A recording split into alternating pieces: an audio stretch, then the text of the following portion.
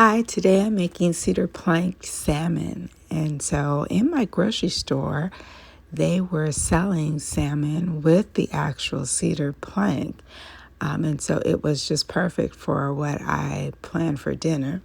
And so with the cedar plank, you have to soak it for about 30 to 45 minutes so that make sure that the wood won't burn when you put it in the oven.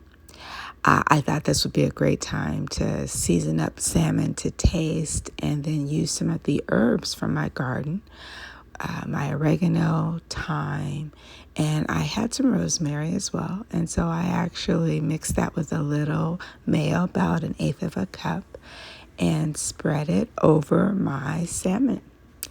And then added about a teaspoon and a half of fresh herbs to the top.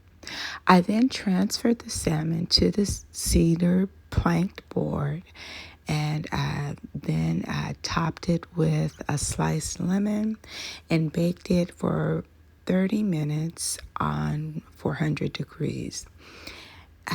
And when the salmon was done, it had an incredible flavor. It was tender and juicy. The lemon had was just perfectly cooked, and it was an excellent dinner.